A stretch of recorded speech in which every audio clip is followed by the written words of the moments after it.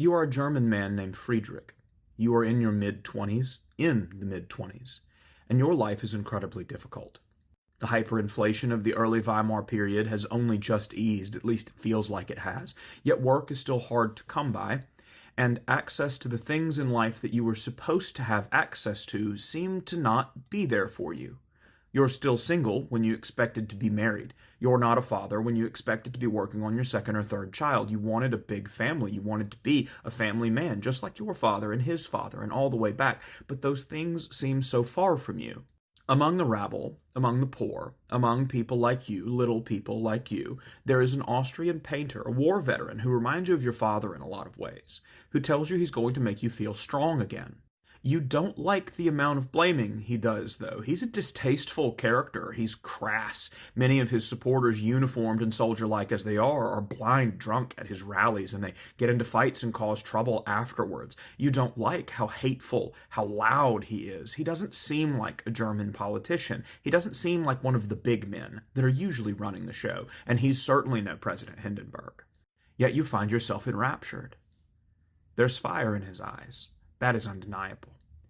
And the feeling of listlessness that you have when his rallies come to town dissipates, if only just, and if only briefly, for a little while after the rallies end. You are not hateful. You are not cruel. That's what you tell yourself when you go to the ballot box on Election Day and cast your vote for the National Socialist Party.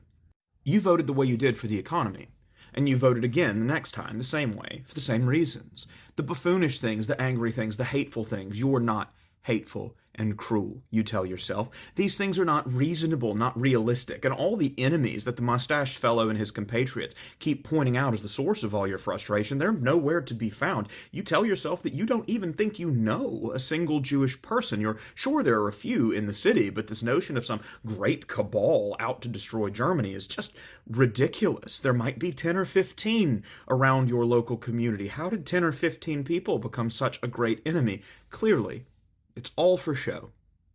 And once given power, these people will have to moderate. They'll have to take off their cartoonish uniforms. They'll have to stop with their silly little salute. Things will level back out. You are not hateful. You are not cruel, you tell yourself again.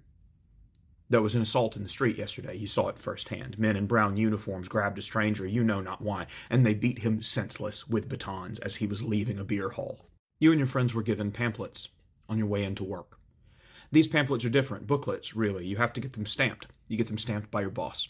And you're told that if you don't get them stamped and someone checks them and there's not enough stamps in the booklet, then those men in the black uniforms are going to come and talk to you. You do not know why. You're not certain why or what the stamps are for, just that they prove that you're working. There is a war on, after all. Everyone needs to pull their weight, and so it seems reasonable that they're enforcing this notion of working.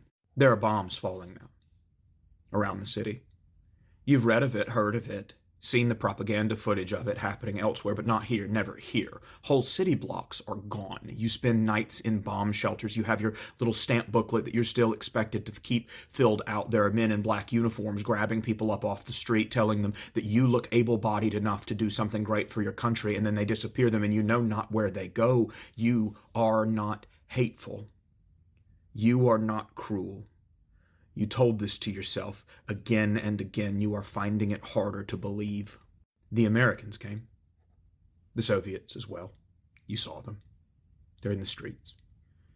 They've taken you somewhere on a train.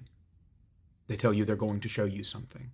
A few of them speak a little German, and so they're able to communicate that there is a tour of sorts, that you know not what the tour is or where it's going, just that it's happening and you have to attend. You are taken far outside the city.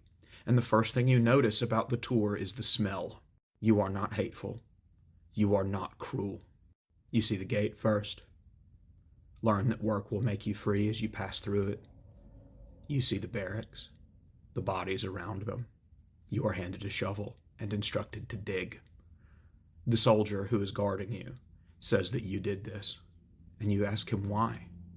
You are not hateful. You are not cruel. You did not do this. And the soldier explains that you did, after a fashion, that you watched, or rather, that you didn't watch. You try desperately not to watch. After all, you're not hateful, you're not cruel. You didn't do it, someone else did it, and you never agreed. And so you strike the shovel into the earth and begin to dig. And continue to try not to watch, because you are not hateful.